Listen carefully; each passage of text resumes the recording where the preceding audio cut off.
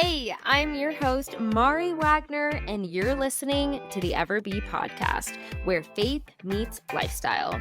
I'm so excited you're here. Whether you're a new listener or a longtime follower, I know there's something here for you.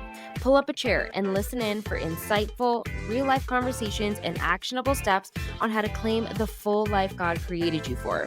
If you're a woman desiring to live a Christ-centered life in today's modern world, then this is for you.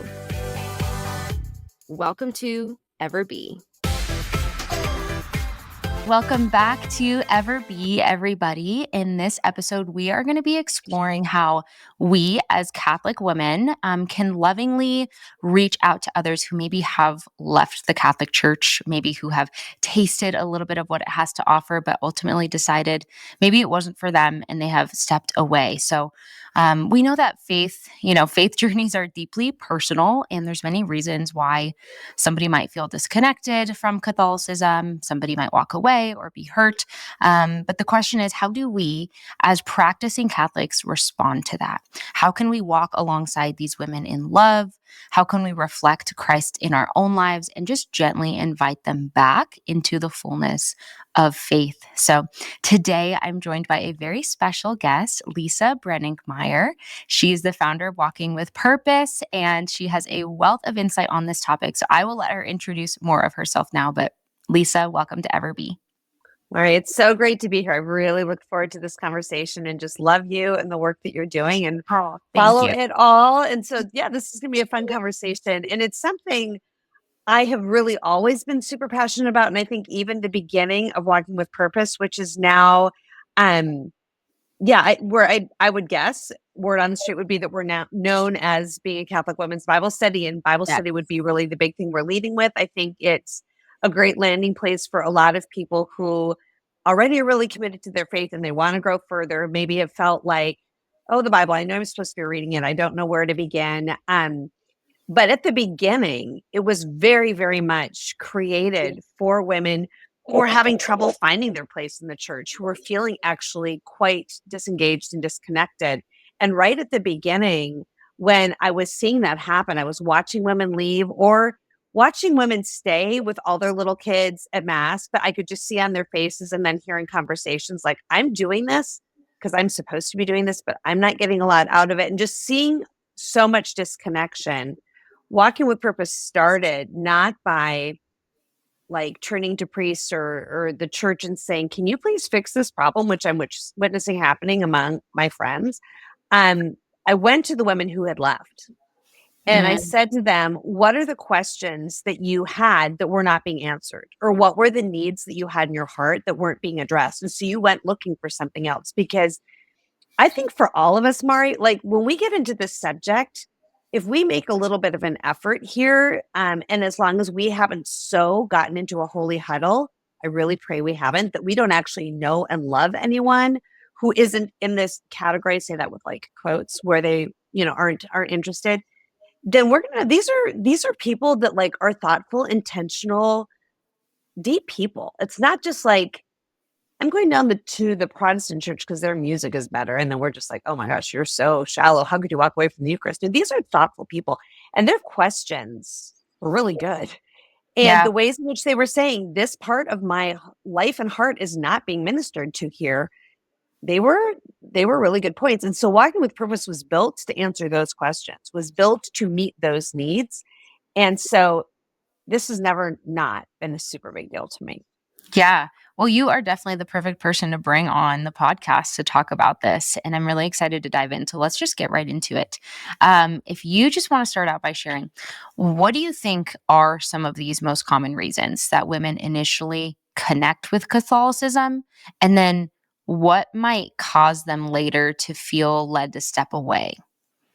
All right. Good question, Maria. Okay. I think when I think about initially connecting, for most people, when your background is Catholicism, it's just been the family expectation, right? It's been this is how we do things. We get up on Sundays, we all go.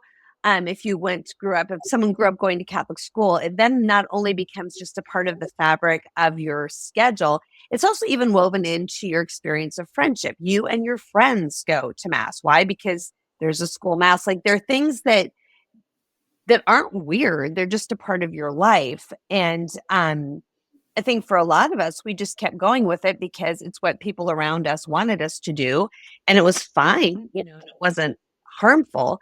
And then for a segment of people, they also encountered Christ personally during that time. Maybe it was at, a Steubenville conference or a really great experience of life, or just youth minister who really made things relevant. Certainly there are plenty of examples of people who have encountered truth and who have encountered Jesus. And through that, that's why they engaged, right? But for a lot of people, I don't think it was something necessarily that was a personal transformative encounter. And then you see the consequences of that with people walking away when it is no longer a part of the fabric of your life, when suddenly most of your friends aren't going. And in fact, they're like going, we're in college. Like, what are you doing? Like, why are you working your schedule around something so weird on a Sunday? And we all want to go to this music festival and it's all day and, or all weekend. And suddenly it Yeah. becomes this decision of, okay, I can either do this good thing or I can do this good thing. And they're two good things. And all my friends are doing this. And if I don't do it, I'm actually weird and maybe not being a part of the group. And so we start making, I think, these decisions that seem really small at the time. Like, yeah, I'm going to go to the weekend music festival. Okay, big deal. Like, does that mean I don't love God? No, it just means I want to go with my friends. But bit by bit by bit, it no longer is a part of a habit. And Mm. and I think that for people for whom going to church, being in whatever degree of relationship with God they were, when that gave a feeling of peace growing up and it felt good and gave structure, then it was great to have in life. But it's like, well, that works until it doesn't. When you get to a point where you're like, well, this isn't giving me peace. It's actually giving me conflict with my friends or with my boyfriend or when you start to not feel its relevance in your day to day life, except in terms of the things that it says that I can't do, Mm. like all of a sudden, okay, I can't have sex with my boyfriend. Right. I can't get married on the beach. I can't use birth control. It's like, okay, you know what? It's This messy. no longer, it's messing with my life, Yeah. and it's like, I liked it before because it actually gave me peace and made me feel good. And this is so the opposite. This is not bringing peace. This is actually bringing conflict into some Mhm. of my relationships. And it's like, well, what's going to give? And we are so hardwired for a relationship. We pick the people, Mm. right? The people that are in front of us. So Yeah. I don't know. Those are just some of my thoughts. Yeah, and I love what you said there. We're hardwired for relationship, and so we often pick the people. And I think that what comes to mind right now is like, well, like what you said, if you've had a deep encounter with Christ, it's likely you have more of a strong relationship with Christ than if you don't. And depending on, for whatever time you were in the church and you were feeding that relationship, the stronger it got. And so that builds up that muscle in the face of the world, to be able to choose the relationship of Jesus.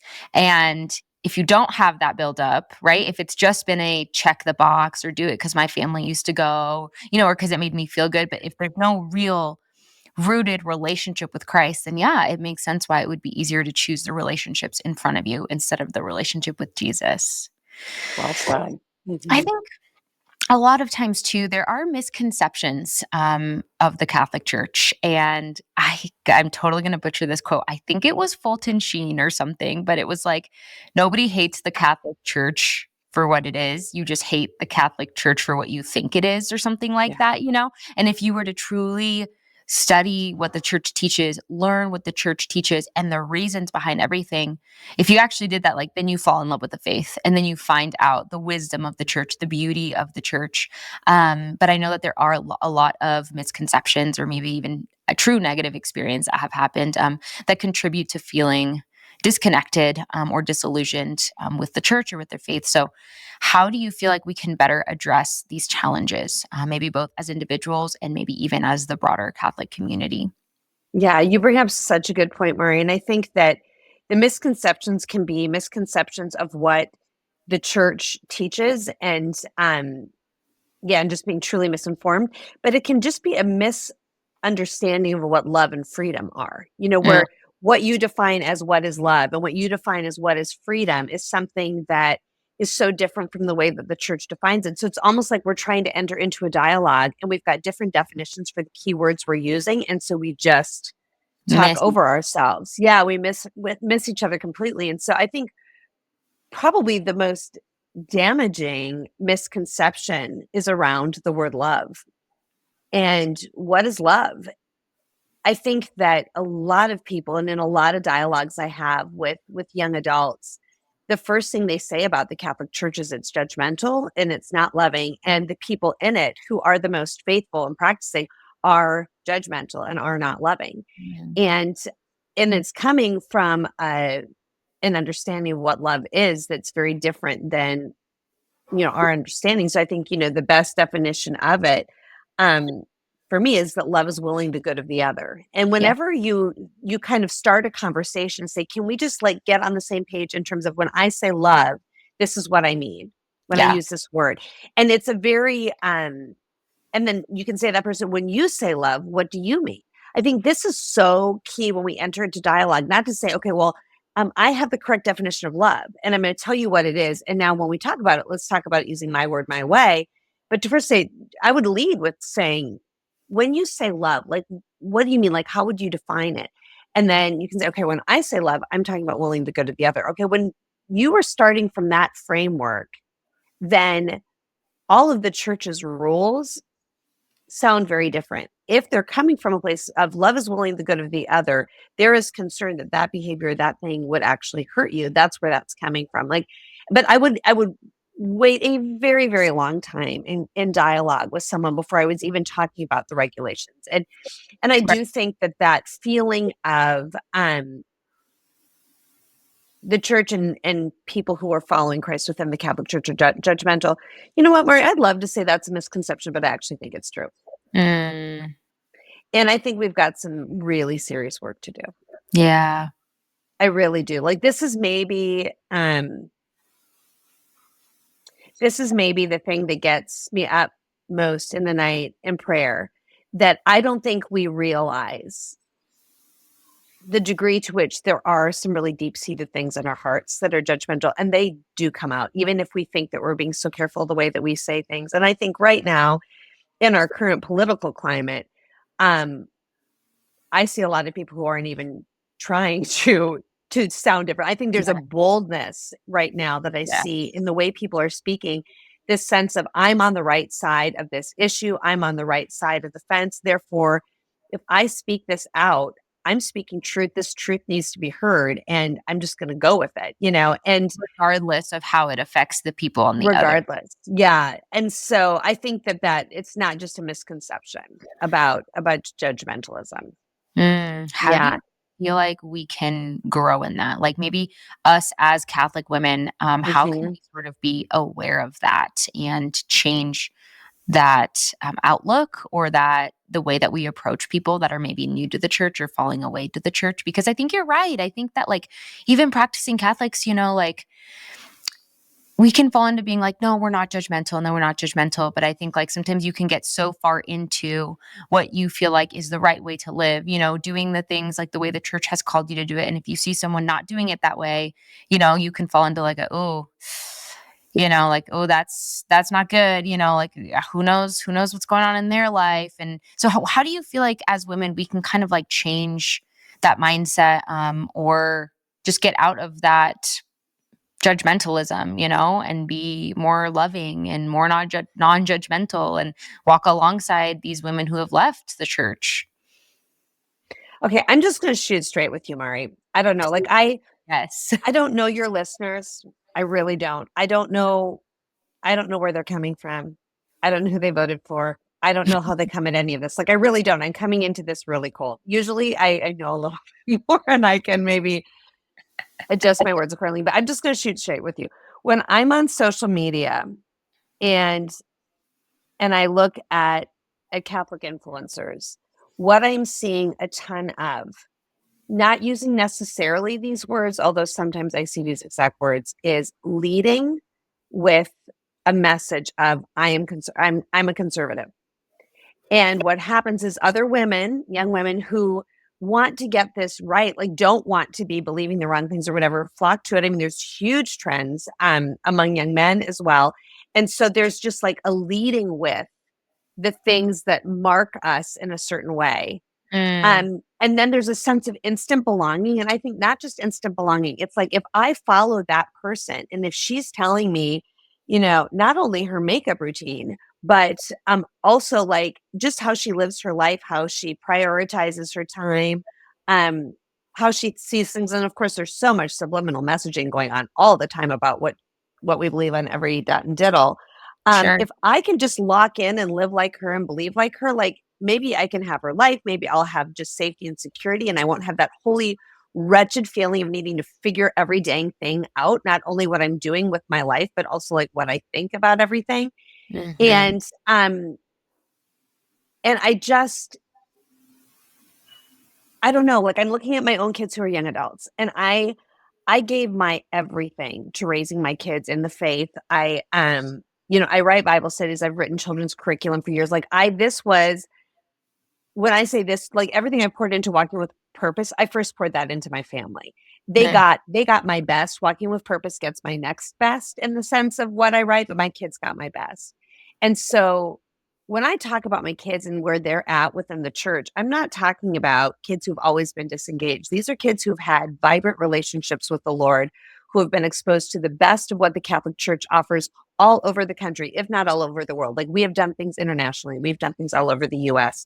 Um, and so many of my kids cannot find a home in the Catholic Church right now because it is just so there's just this super like I do need to be careful with my words here. But it's not that there's not a sense of belonging and of acceptance of where we're it's like this is the mold that we need to fit into, and it feels like like a straitjacket to my kids, and these are not kids that are like, they're just like, I just need normal people to hang sure. out with that are, I don't know. I don't know if any of that makes any sense, but I just feel like the mix of the political into the other does not help us. So Mm, we can lead with these are the things that I believe, and I think a lot of that gets into gender roles. A lot of that gets into, our fascination with ballerina farm, like all these things, right? Or we yes. can lead with what people actually most need, which isn't so much clarity around should I be a stay-at-home mom? Should I be a working mom? Should I have a large family? Should I have something? I mean, these Yeah. are these are much more personal things that people are going to work through with the Lord, right?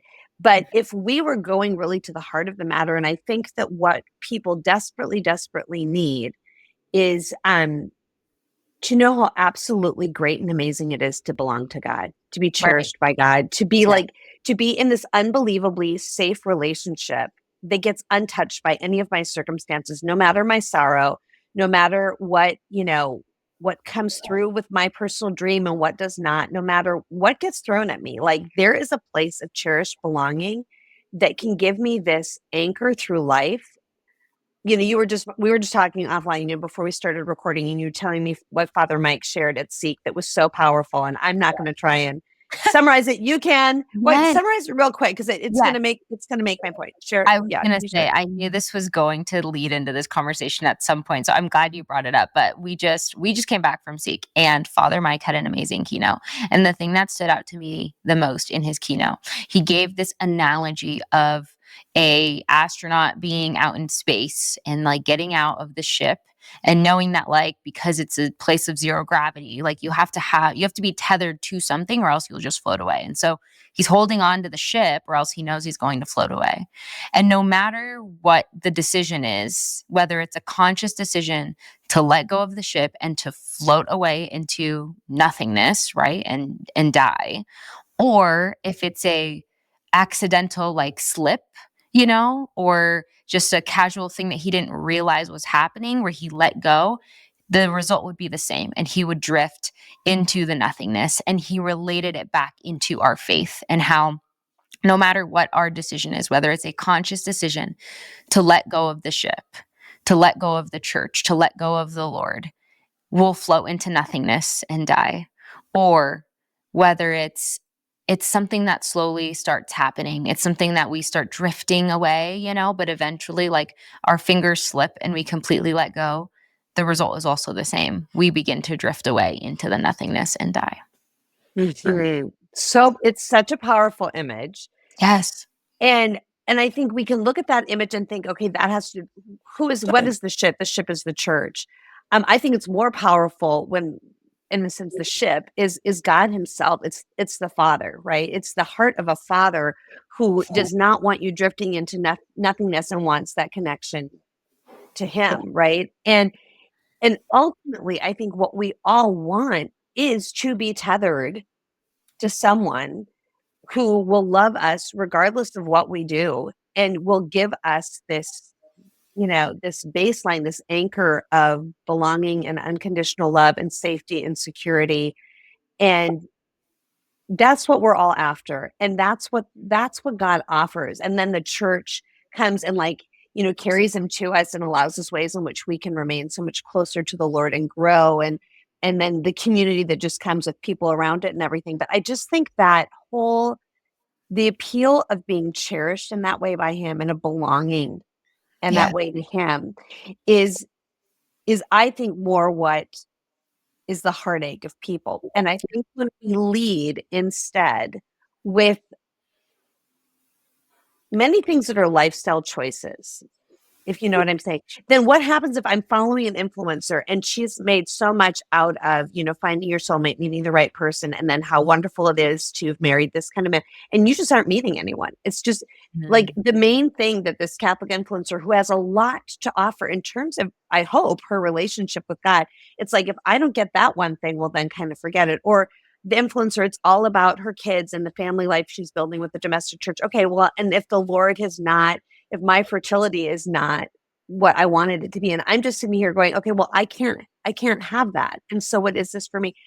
I think we maybe lead with the wrong things in those ways. And I think we need to lead with really what is going on in the human heart and those universal desires, because what he is offering us is this experience of cherished belonging. And I think really the way to women is through the individual heart, like her need for healing, the fact that only through Jesus can her heart truly be fully healed.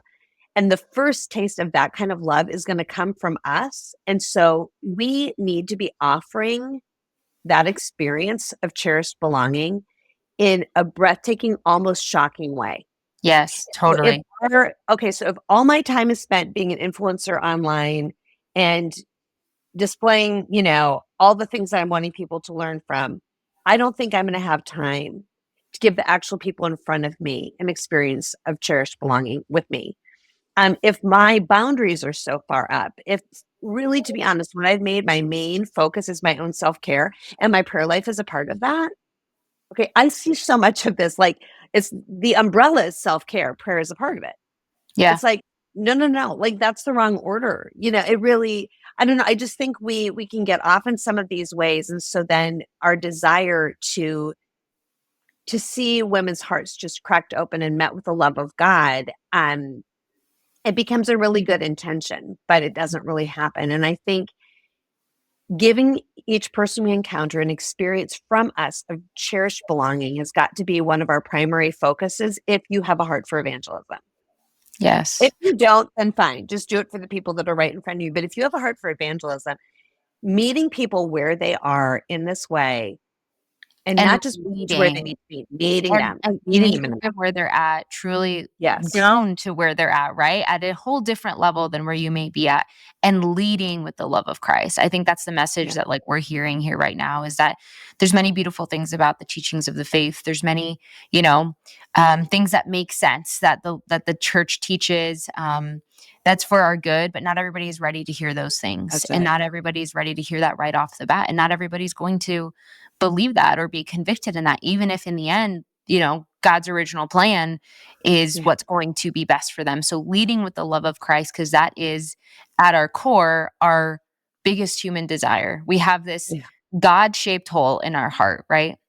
and nothing will fill it besides the love of Christ. And as fallen, broken humans who experience fallenness and brokenness all around us all the time, we're constantly met with other broken humans, right? That continue to wound that and to just like even open more that gaping desire of like wanting to be fully loved and fully cherished and fully cared for and desired by one who would do it unconditionally, right? Yeah.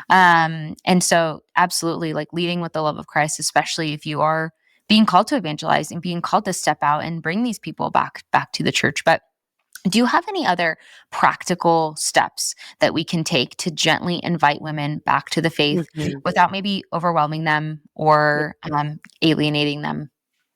Yeah, I do. Can I first tell a story? Yeah, Okay, and then I'll give the practical things I learned from it. I perfect. had a life-changing year due to an experience of a relationship with someone who I met a little over a year ago, who I knew desperately needed the love of God. And I was all in. Like, I'm like, I will make this. I will totally clear time on my schedule to spend time with this person. And I just thought, and okay, true confessions, I'm like, this is kind of what I'm good at. Like, I know how to talk about the Lord in a way that, is appealing. And I was all set to start that. And what this young person said to me was, and I knew, here, this important background. I knew what was needed was an experience of unconditional love in order to be able to really contemplate the possibility of God being unconditional in his love for this young person as well. And this young person, I basically had early on conversations. Will you trust me? Can we, have a more intentional relationship where we're talking about things? And this young person said to me, yes, but the only thing is you are not allowed to talk about God to me. That's a Oh, no-go zone. And I was like, oh, but that's everything. you're like, how are we going I'm to? like, then I can't use any of the words. I can't say anything. But I did not feel a release from the Lord from Hmm. this relationship. It wasn't like, oh, well, you're off the hook. If you can't share about me with this person in the way that you're used to doing, then you don't have to do it. It was a clear call from the Lord to step in, really in the role of a mother is why, this was Graham. So anyway, I had to learn to share the love of Christ without ever talking about God. And that's actually harder than you might think. Yeah. So I was a step even beyond not talking about the goodness of the church or the goodness of church teachings. Like, I couldn't talk about God. So what I first had to do is I had to become an utterly safe person in this young person's life. Yeah. I had to become an utterly trustworthy person in this person's life. I had to become someone where my words could be counted on not to wound, but instead to be a balm. I had to become a truth teller, because if ever I would be caught in a lie, the trustworthiness would be gone. I had to learn how to show up regularly. I mean, there was just so much in just learning how to be the kind of person in this young person's life that my love felt similar to the way I would describe the love of God. So Yeah. instead of talking to them about it, I had to be that in this young person's life. But I wanted to talk about deeper things. And this is where this gets practical. I wanted to talk about the big questions of life. And so did this young person. And so the way that I did it, and this is the practical advice I would give, is to vigilantly love well. Like, no careless words, no ghosting in even the smallest of ways. No, it's got to be super sacrificial and super Mhm. consistent and steady in the way that you show up. No flakiness, right? Um, no leaving, unopened messages, whatever, all the things that get our feelings hurt, right? None of that. Yes. Um, meeting them in the mess, loving them there. And then this is key, finding the truth and the goodness that they already have and are already experiencing. Okay, so we're all searching for truth, beauty, and goodness. So instead of my starting by going, this is where it is, I went to this young person. I'm like, where are you encountering truth? Where are you encountering beauty? Where are you encountering goodness? And I didn't then go, okay, now would you like to hear where I am? I said nothing. I just asked. I just deeper and deeper and deeper and deeper got to know this person. I'm like, if they ask me, I will share with them. They didn't ask. It was such a delight to be with someone who wanted to know them. They didn't ask. I'm like, that's fine. Then it's not the time. The way in which I found this young person was encountering truth, beauty, and goodness was through the music being listened to, the TV shows being watched, the movies being watched, the books being read. Hmm. And so every single time a book recommendation was given to me, I read it.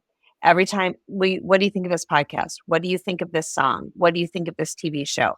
I watched all of it. I was watching and listening to and taking in more secular content than I ever have in my life.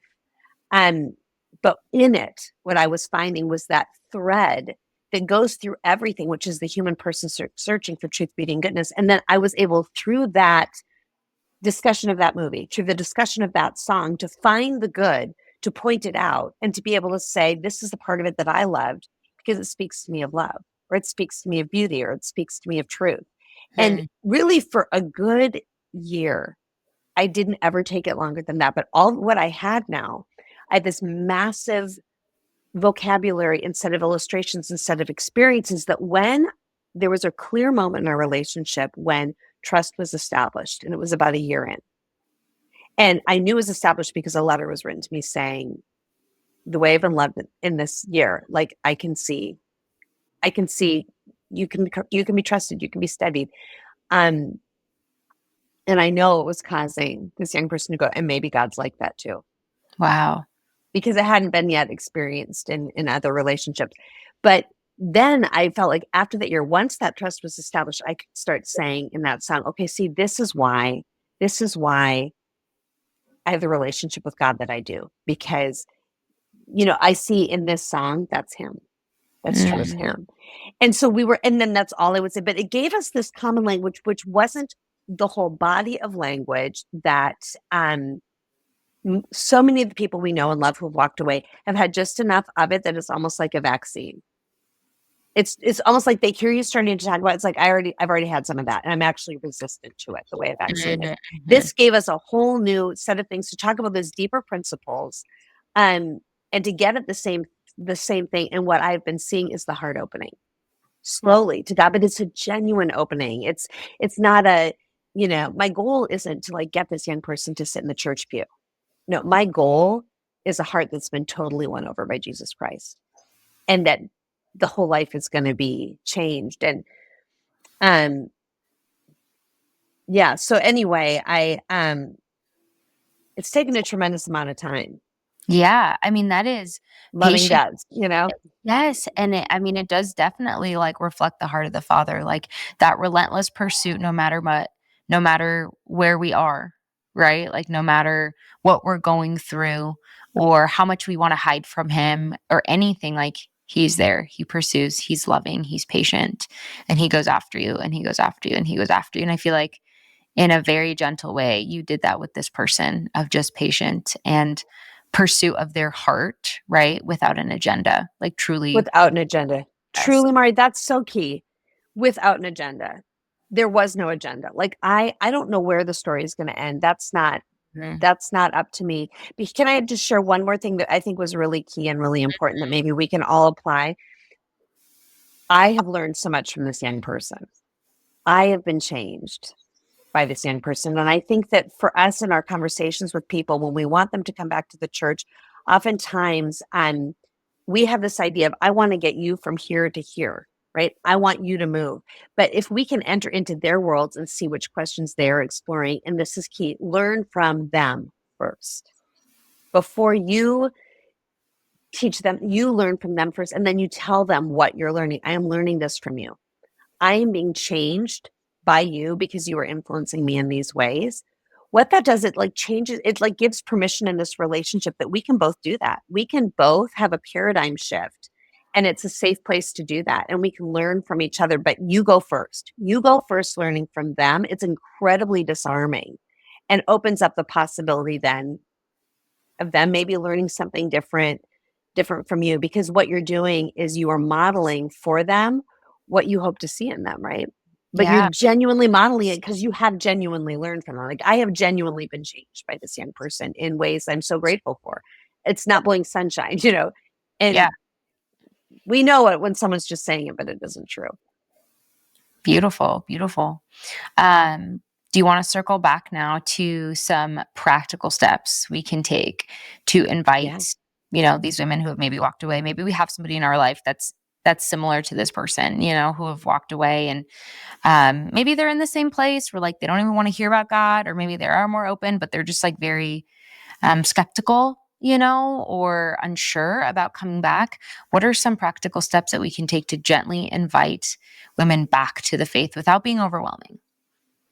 I think that only step out to do that if you are willing to love in radical ways. If you don't have time to love in radical ways and just do the things I was just talking about building relationship, then I would almost say then don't do it. Like don't, I mean, unless you've got a great Bible study that you think would be a great fit for them or a great, book club, sure you can invite them to things or whatever, but like the transformation is going to come, I believe, in the context of relationship.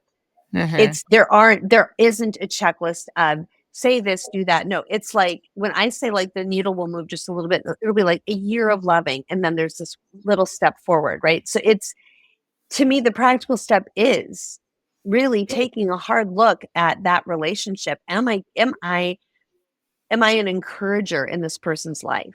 Am I a source of steady support in this person's life? As the majority of what I am saying, something that is really building them up?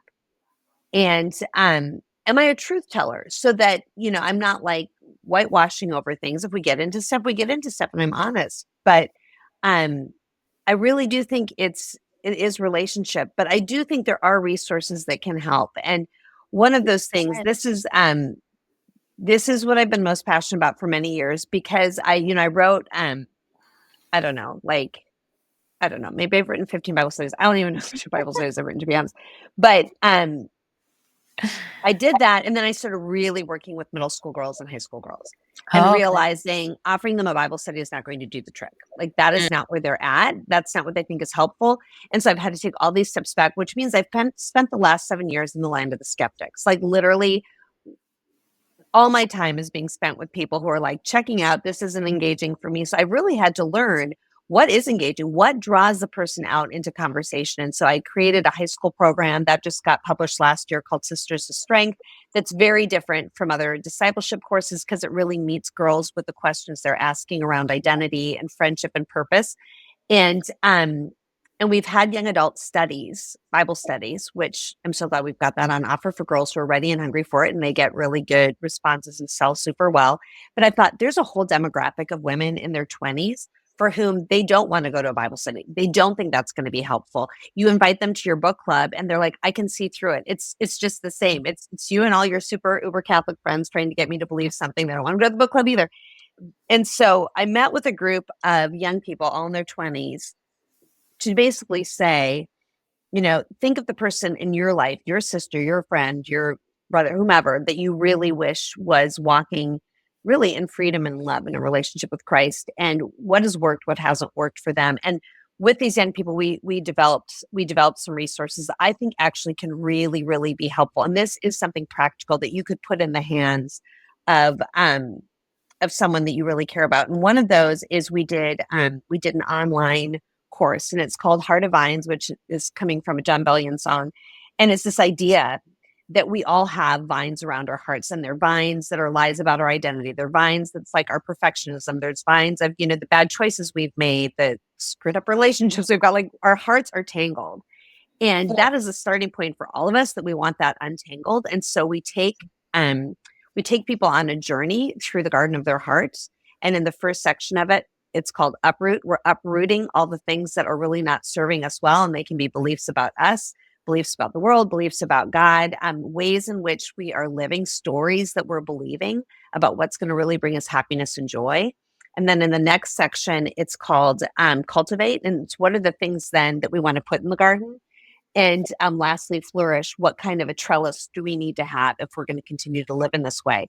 I take a really long time in this course. It's like a masterclass style to even mention God. And what I do is I take an extremely long time to just get the person's head nodding that you actually do know what I'm going through and what I care about and what it feels like to be me. And not until that's established do we start to talk about what maybe would be some helpful beliefs. And that's what I think is missing, Mari, is I think we jump right into the solution with people and they aren't engaged with us. But I spend enough time really getting the person to nod along going, okay, actually, you are naming what I'm experiencing, because what I'm doing, I have disengaged from the ship and I am floating towards nothingness. And I Mhm. wouldn't necessarily describe it that way, but I can describe to you what that feels like. And when I describe what that feels like, and they start to go, yeah, and I've tried this to tether to something and it's not leading me anywhere. And then I tried to tether to this and it's not working. When we start to describe that, people start to lean in. And so we've developed it as a course that you can just do privately online, masterclass style. We've also written it in book format because some people prefer to read. And then there's an accompanying journal with really, really good journaling questions. And so this is a great resource to put in the hands of a friend. Wow. And the reason why is because we respect where these young women are coming from. And it's not, you won't feel like you're a project. You'll feel like you're being met in your mess where you are, that it's not being Yeah. trivialized, and that you are slowly led towards a different perspective. But all the while, the people who have reviewed the masterclass in the book have said, you so deeply respect your listener or your reader or it's so clear that they're not a project. You Mhm. deeply respect where they're from. And so there's a tone to it that I think is really different. I haven't seen anything else quite like it out there. And we are going to be releasing that at the beginning of March. So it's down the pike, but it's going to be a great thing that you can put into the hands of someone that you love. Um, but if you're going to do that, I really hope you've got the relationship with him or her Yes. already really being worked on, because that's the So biggest. So do you recommend, and you just answered part of it now, having that relationship established first, that trust established first, but then do you feel like this is a resource that could be passed on to somebody who is not currently active in the church? It is for someone who is It not is currently for that. active. Now, Per that's not to say someone wouldn't benefit from going through it who already is.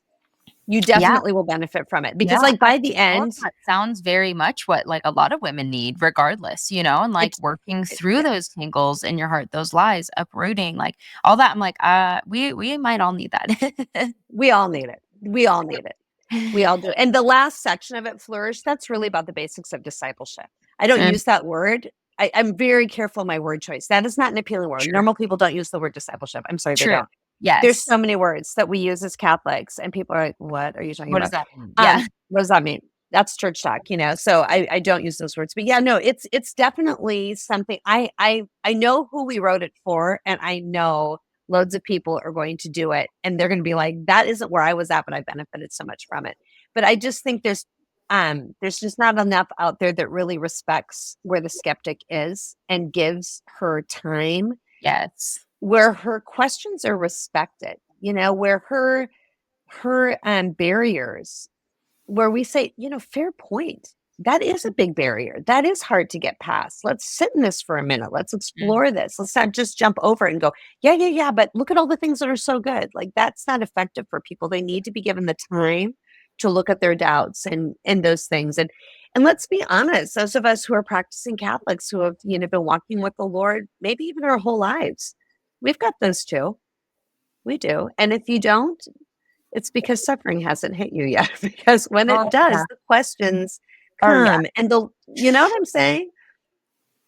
Absolutely. I know what you're saying. I've felt that in my own life for sure. For sure. So, speaking Yeah. truth, Lisa, is there anything else that you want to share with our listeners today? Oh gosh. What's the average age of your listener, would you say, Mari? Um, Most of them are like 23 to like 35. Oh my gosh. Like my favorite age. Yes, My like, favorite age. usually, like, I think most of them are, like, right out of college. It's funny, my audience grows with me, so for a long time, Yeah. mostly college-age girls, but actually every time I go back and check, I'm like, "Oh, wow." There's actually more and more women that are, like, in their 20s, Yeah. early 30s. So, a lot of them, yeah, are really just growing along with me, and I just turned 27, so in the There we middle go. of that. Yeah. That's how Walking with Purpose has been too. And it's because people trust you and they're walking with you. So what Mhm. I would say, just imparting, one is that there's not a single one of you that I wouldn't love to sit down and have coffee with and hear what is on your heart, because what is on your heart so matters.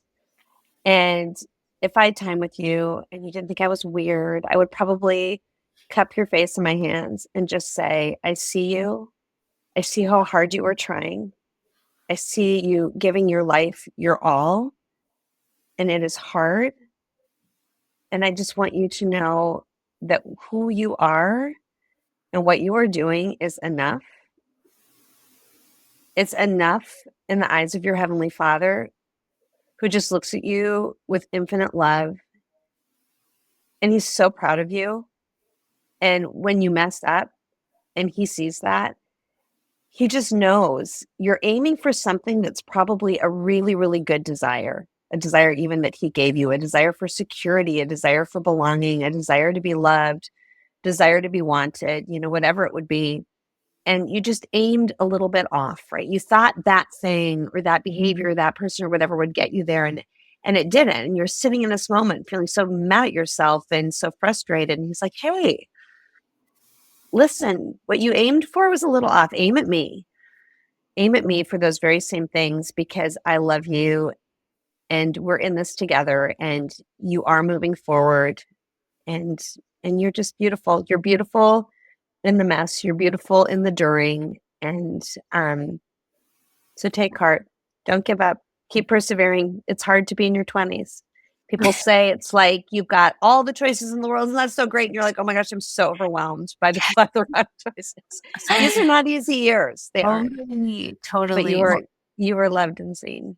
That was so beautiful. Thank you, Lisa. I feel like those are all words that come straight from a mother's heart. And thank you so much for coming on today and sharing your heart and your wisdom. It is very clear how much you care and love the women that you're serving, and really care about helping them encounter the love of Christ first and foremost. So, where can our listeners find more of you and more of Walking with Purpose? Yeah, so that would be walkingwithpurpose.com. And so you can go to the website, you can follow us on social, and we're on Instagram, Pinterest, Facebook. I don't think any of your listeners are probably on Facebook, but we are there. Probably Instagram's the best place. And Yeah. and if you go onto our website, you can get a hold of our our newsletters and everything that comes out that way. But yeah, I would really keep an eye out for Heart of Vines. That's the thing that I think would be the resource that that'll be the most beneficial, and that'll be launching beginning of March. Perfect. We'll make sure to get all those links in the show notes so people can find them easily. Right. And I will just second, how amazing Walking with Purpose is. Before we hit record, I was telling Lisa that my two best friends and I, we worked through one of their Bible studies early last year, and it was very transformative and a lot for some very fruitful conversations. And it just got right to the heart, no fluff. Very, very beautiful and moving. So there's definitely so much goodness in your resources, and I cannot wait for Heart of Vines and for people to get their hands on that one as well. Wonderful. Thanks, Mari. Thanks, Lisa. Thank you so much for listening in. If you've enjoyed this episode, please share it with your friends and on social media, and give me a 5-star rating on whatever podcast platform you're listening on. That helps me and the show out so much. Also, make sure to follow the podcast on Instagram at EverBePodcast. And if you want more content like this and you don't already follow me, you can also follow me on Instagram at mari.c.wagner. And may His praise ever be on our lips. God bless.